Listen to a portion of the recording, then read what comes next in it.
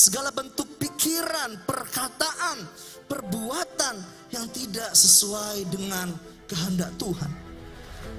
Jadi saudara bisa lihat di sini bahwa beban dan dosa menghambat saya dan saudara untuk mengerjakan kehidupan rohani kita.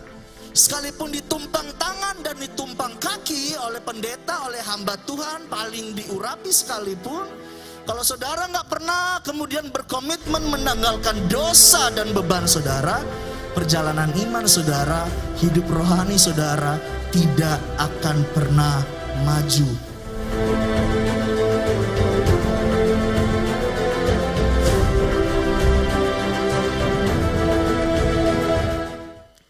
Haleluya, puji Tuhan.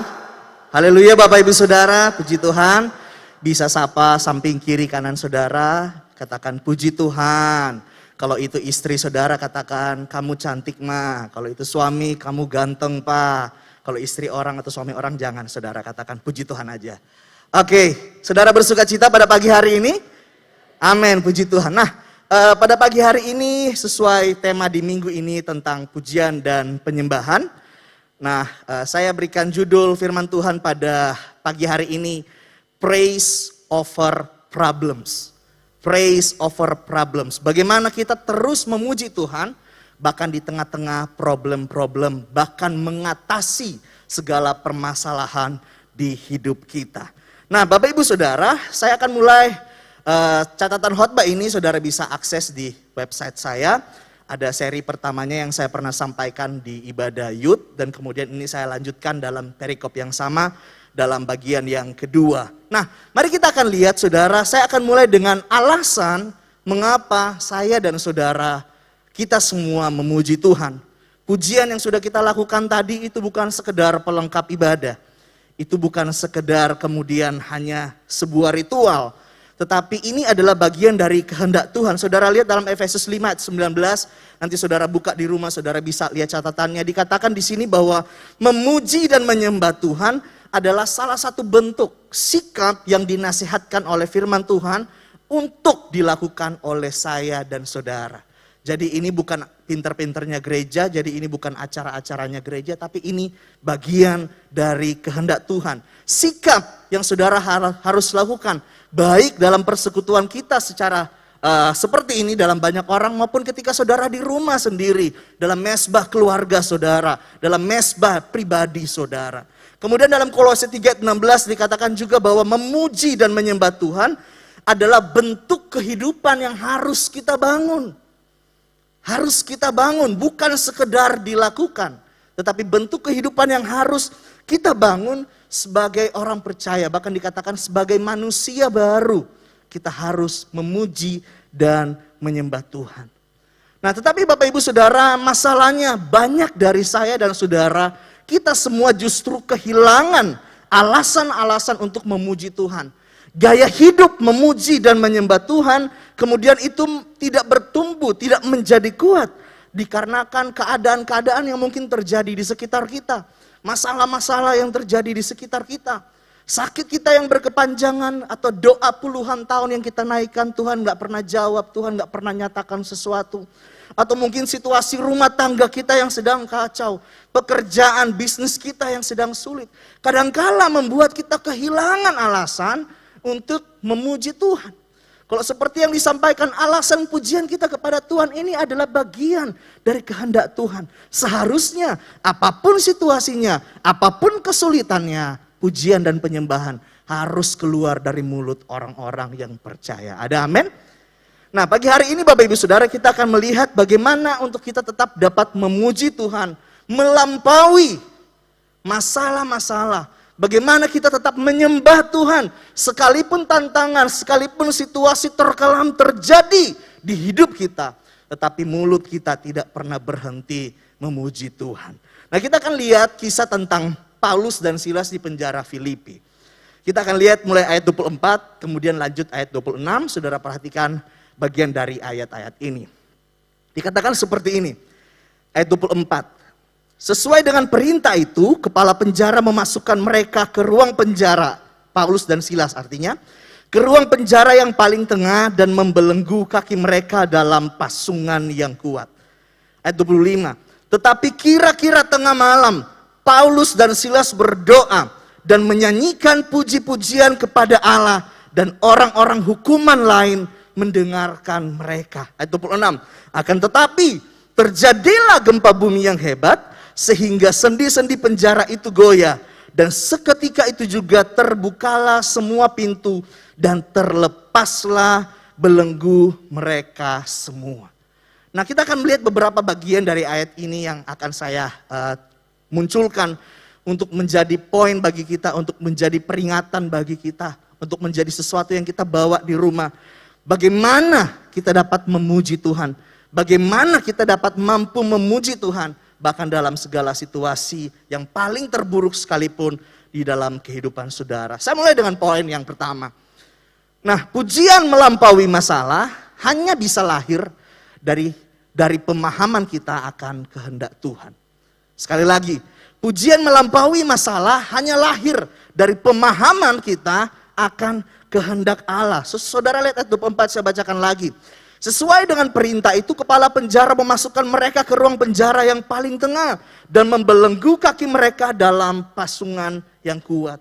Nah, saudara bisa lihat di Alkitab saudara, jikalau kita mundur beberapa ayat sebelumnya, apa yang melatar belakangi sampai kemudian Paulus dan Silas mengalami keadaan terpenjara seperti ini. Bukan cuma di penjara, tetapi kaki mereka dibelenggu dengan kuat, dengan pasungan yang kuat.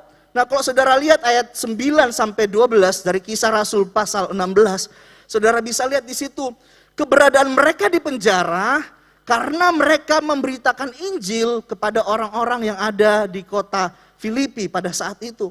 Ketika Paulus suatu malam, dia akan melayani Tuhan, tetapi kemudian datang penglihatan yang kemudian mengarahkan mereka pergi ke Makedonia. Salah satunya adalah kota Filipi. Paulus menangkap isi hati Tuhan. Paulus menerima isi hati Tuhan. Dan kemudian ketika dia pergi memberitakan Injil di sana, kemudian dia memberitakan Injil, banyak orang menerima Yesus. Tetapi kemudian ada salah seorang wanita petenung yang bertobat.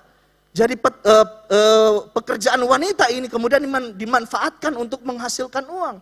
Tetapi ketika wanita ini berubah, wanita ini bertobat, terima Yesus, semua penghasilan itu kemudian tidak ada. Dan kemudian pemimpin di mana wanita ini memberikan uang untuk kemudian hasil dari pekerjaan itu kemudian mengamuk, dan seisi kota itu mengamuk dan kemudian membuat Paulus dan Silas terpenjara pada saat itu. Nah, itu yang melatar belakangi mengapa kemudian Paulus dan Silas berada di penjara.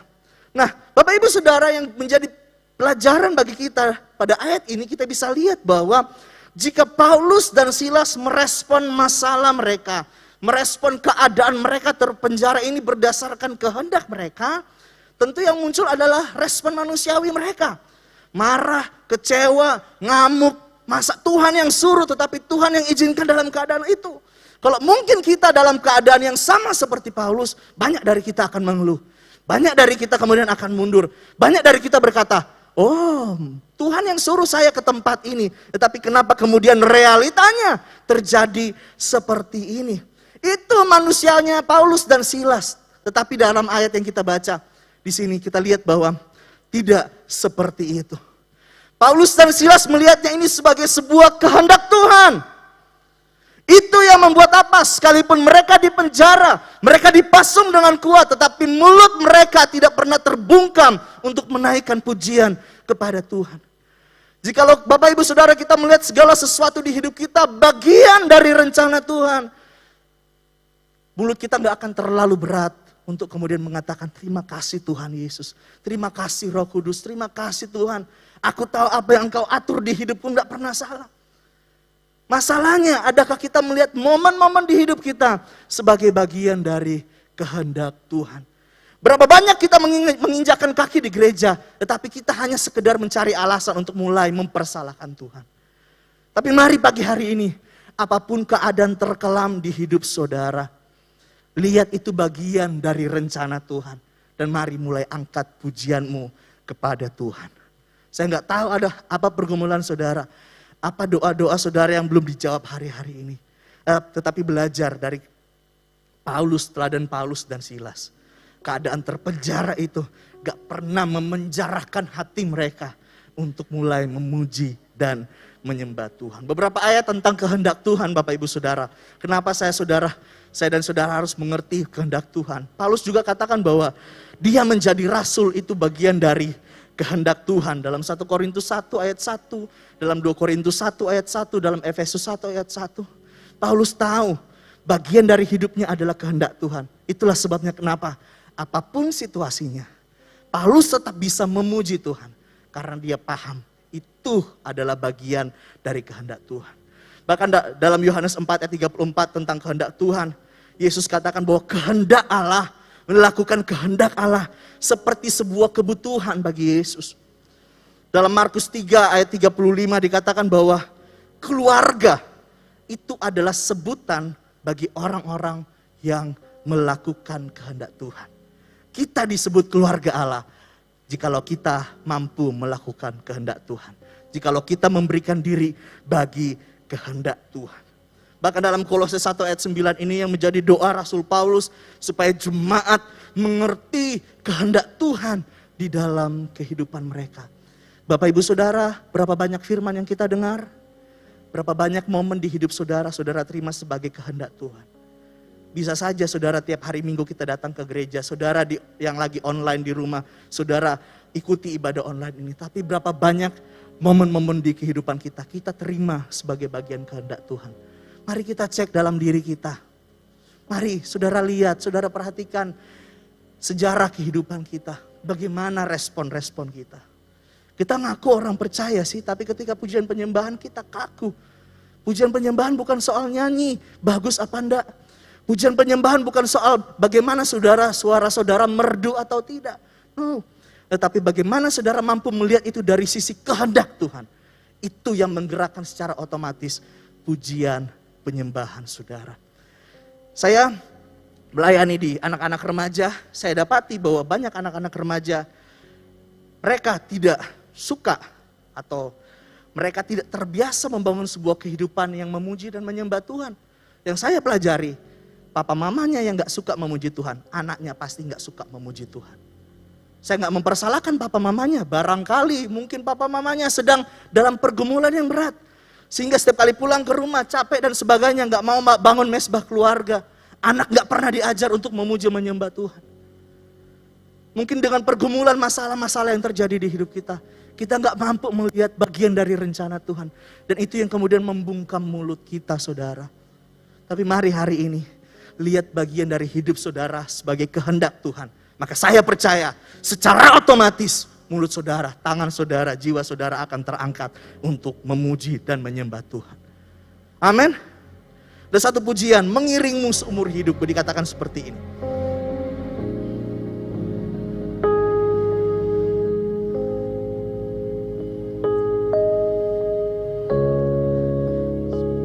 Amin, amin, amin.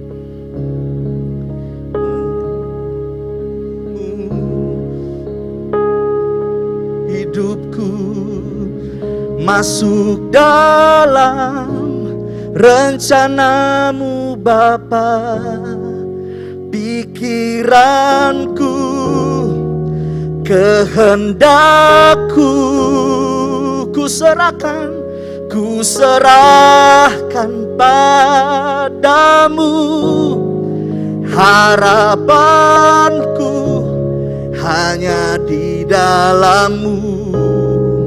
Ku kan teguh bersama-Mu Tuhan, jadikan-ku bejana-Mu untuk memuliakan-Mu. Saudara lihat, pikiran dan kehendak kita ketika kita selaraskan dengan kehendak Tuhan, maka keyakinan itu akan muncul dengan sendirinya. Dia mampu berkata, aku akan teguh bersamamu Tuhan. Itu pujian, itu bagian dari kepercayaan kita kepadanya. Tetapi pertanyaannya, sudahkah kita melihat bagian-bagian di hidup kita sebagai bagian dari rencana Tuhan. Itu yang pertama, Bapak Ibu Saudara. Yang kedua, bagaimana kita mampu memuji Tuhan bahkan melampaui segala problem, melampaui segala masalah di kehidupan kita. Yang kedua, pujian melampaui masalah hanya lahir saat kita berhenti fokus pada masalah kita. Pujian melampaui masalah hanya lahir saat kita berhenti berfokus kepada masalah kita. Ayat 25, tetapi kira-kira tengah malam Paulus dan Silas berdoa dan menyanyikan puji-pujian kepada Allah, dan orang-orang hukuman lain mendengarkan mereka. Saudara, kita akan lihat dua kata ini, berdoa dan menyanyikan pujian. Kata berdoa ini pernah disampaikan oleh Bapak Gembala, dipakai kata prosyokomai. Artinya berdoa kepada Tuhan. Dia memohon, dia menyembah. Dan kemudian kata menyanyikan pujian dipakai kata homneo. Artinya nyanyian pujian. Bahkan ini yang menarik perhatian saya. Merayakan Tuhan. Merayakan Tuhan. Dan arti ketiga tentang memuji. Nah, jadi saudara, kita bisa lihat di sini bahwa Paulus dan Silas ketika mereka berdoa, memuji dan menyembah Tuhan, doa yang penuh penyembahan, doa yang penuh dengan pujian, mereka merayakan Tuhan. Bukan pujian penyembahan yang menangisi diri sendiri.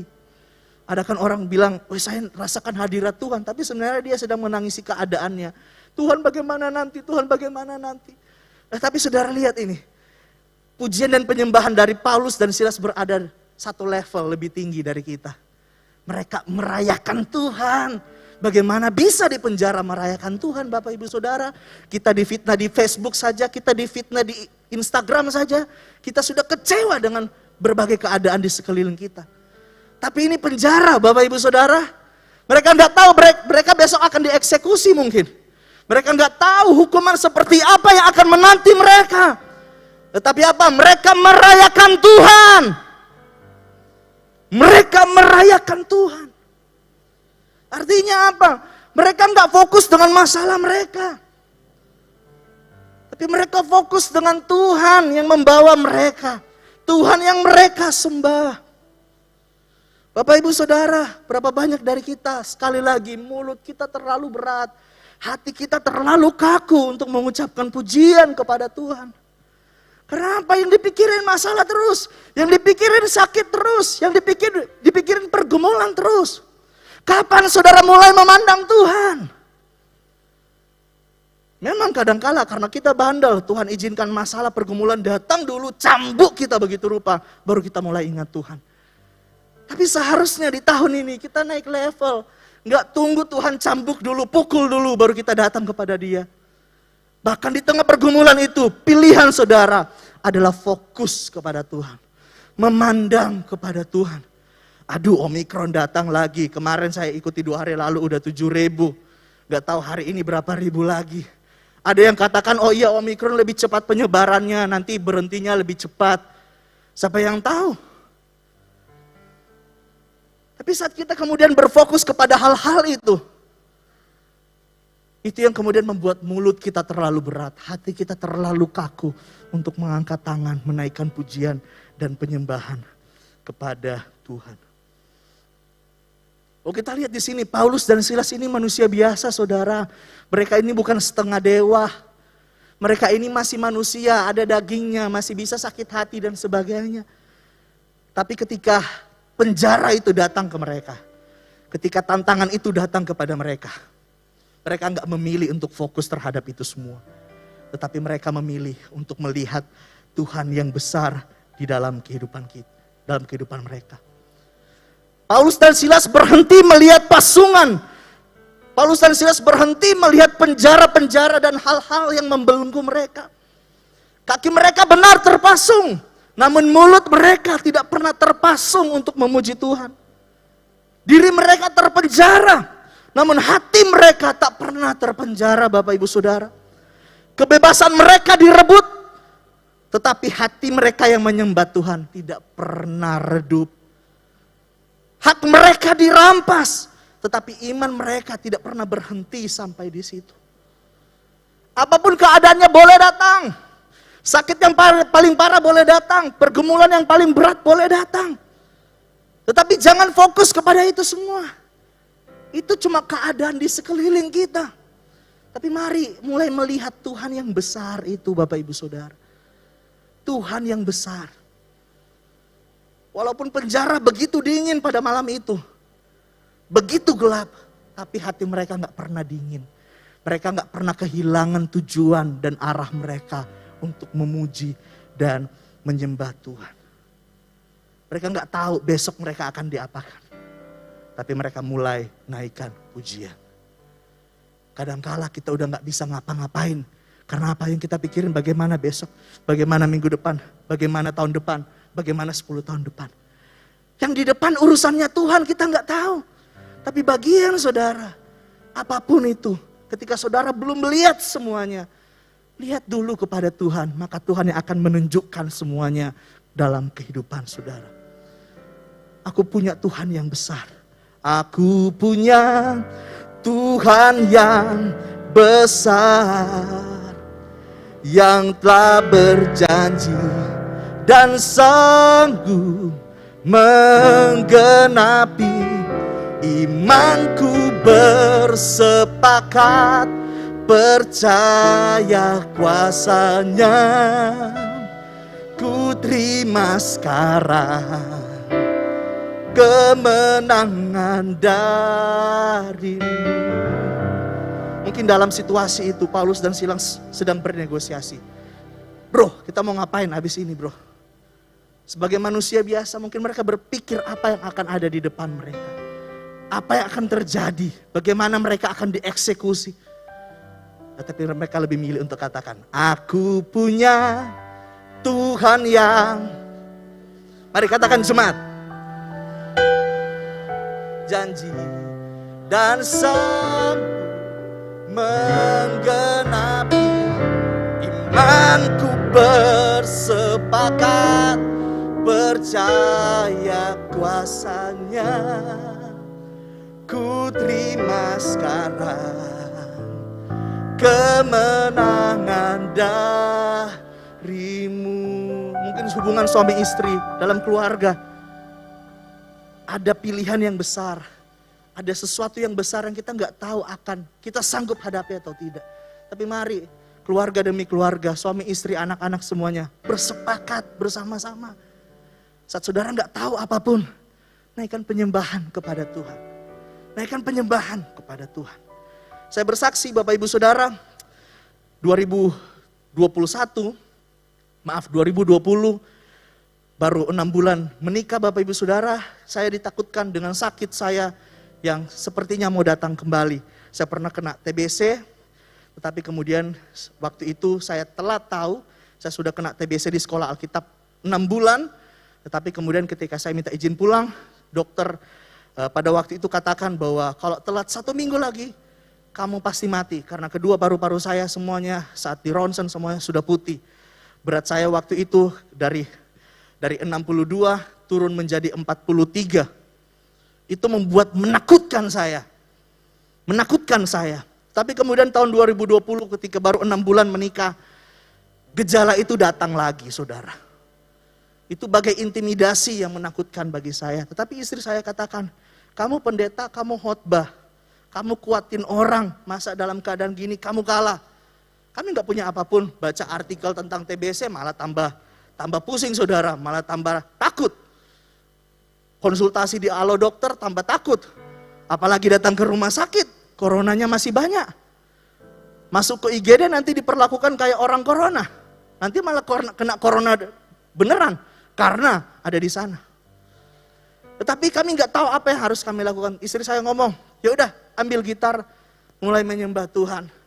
Karena istri saya bisa main gitar, saya suruh, kamu yang gitar, kita berdoa. Kami berdoa, kami berdoa, kami berdoa, kami nyanyikan pujian bagi Tuhan. Saat segala sesuatu di depan kami kemudian menjadi begitu gelap. Karena baru menikah saudara ya, istri saya pikir dia akan menjanda secepatnya begitu kan. Tetapi enggak, puji Tuhan, enggak, belum. Nanti mungkin berapa puluh tahun lagi gitu atau gimana. Tetapi Bapak Ibu Saudara, kita lihat saya kemudian merasakan sebuah kuasa yang luar biasa. Sakitnya gak sembuh, sesaknya masih. Tapi imannya kuat, pengharapannya kokoh, tambah teguh. Karena apa? Naikkan pujian. Kalau saudara di rumah lagi sakit, lagi banyak masalah, jangan buka artikel terus untuk lihat gimana kiat-kiat, bagaimana sakit ini ya. Oh, kata dokter ini begini, kata dokter ini begini. Saudara tambah pusing. Gak apa-apa untuk pengetahuan boleh. Tapi daripada itu, pasang lagu rohani, naikkan penyembahan kepada Tuhan saudara. Itu yang akan menguatkan saudara, itu yang akan membangun saudara. Memang sakitnya gak sembuh, tapi hati saudara sembuh dulu. Banyak orang gak bisa sembuh sekalipun banyak uang. Karena apa? Hatinya gak pernah sembuh. Gak pernah mereka mau memandang Tuhan dulu. Tapi belajar dari Paulus dan Silas. Dalam Mazmur 18 ayat 7. Bahwa pujian dan penyembahan, menaikkan pujian kepada Tuhan, memandang Tuhan. Itu adalah pilihan pertama yang Daud lakukan ketika dia berada dalam kesesakan. Bahkan Mazmur 16 ayat 8 juga dikatakan hal yang sama. Mazmur 123 ayat 2. Bahkan dalam Daniel 6 ayat 11, kalau saudara ingat. Ketika semua mereka diancam. Daniel dan bangsa mereka diancam. Daniel gak menggunakan kedekatan dia sebagai seorang pemimpin dengan pemimpinnya. Tapi apa dikatakan dalam ayat itu, saudara nanti lihat di rumah. Dia balik ke rumahnya, melakukan pujian dan penyembahan seperti yang biasanya dilakukan. Luar biasa Bapak Ibu Saudara, kuasa dari pujian dan penyembahan. Kenapa? Pujian dan penyembahan itu juga lahir dari firman Tuhan. Jadi bukan karangan manusia Bapak Ibu Saudara. Apa yang lahir dari firman Tuhan itu selalu berkuasa menyembuhkan, menyelamatkan. Kalau saudara percaya dengan iman, nyanyi dengan keras.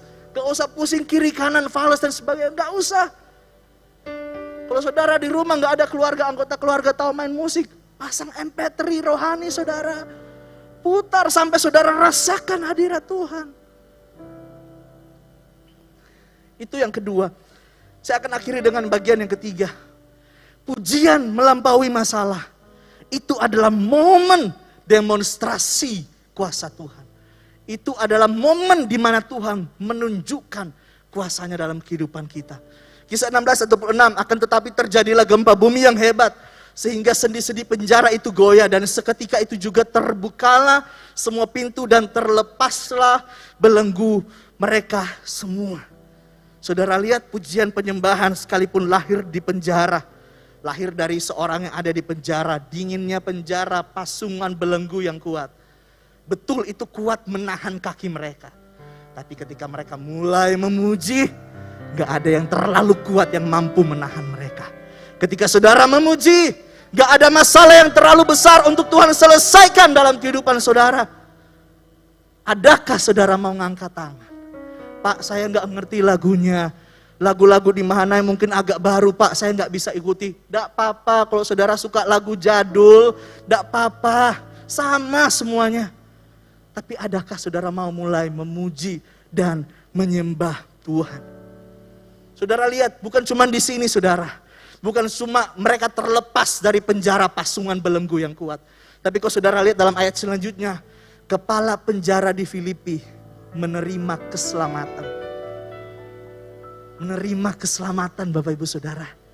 Jadi saudara lihat, pujian dan penyembahan ini bukan cuma secara sepihak menguntungkan bagi Paulus dan Silas.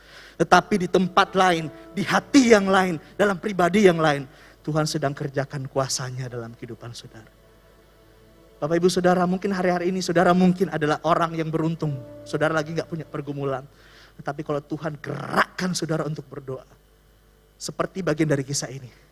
Tuhan sedang memakai saudara untuk dia menunjukkan kuasanya dalam kehidupan Bapak Ibu Saudara. Mungkin bukan saudara yang dipulihkan dari doa pujian penyembahan yang saudara lakukan. Tetapi itu sedang menyelamatkan orang lain. Itu sedang memulihkan orang lain. Mari kita mulai memuji dan menyembah Tuhan. Tak usah pedulikan masalah pergumulan yang memang kita harus selesaikan itu. Tetapi ketika kita menaruh energi yang terlalu banyak di situ, yang kita dapati apa? Kita kehabisan tenaga. Kita kehabisan tenaga. Kita berharap di gereja bisa menemukan segala sesuatu. Tapi kalau hati kita gak pernah beres terlebih dahulu, saudara gak akan pernah lihat kuasa Tuhan terjadi dalam kehidupan saudara. Amin Bapak Ibu Saudara. Bahkan dikatakan dalam 2 Korintus 12 ayat 9 sampai 10. Ini pengalaman Paulus bahwa dikatakan momen-momen terlemah di hidupnya itu adalah kesempatan Allah menyatakan kuasanya. Ketika seseorang sedang fitnah saudara, seseorang sedang katakan yang gak baik terhadap saudara, jangan cepat-cepat marah orang itu. Tapi segera sadar bahwa apa? Itu adalah momen di mana Tuhan mau nyatakan kuasanya. Ketika saudara sakit yang lama datang lagi. Oh, ini adalah kesempatan untuk Tuhan kembali adakan kuasanya. Aduh Pak, pekerjaan mulai sulit, bisnis mulai suram dan sebagainya karena Omikron mulai naik. Tapi itu justru kesempatan di mana saudara melihat campur tangan Tuhan yang lebih luar biasa dalam kehidupan saudara. Amin.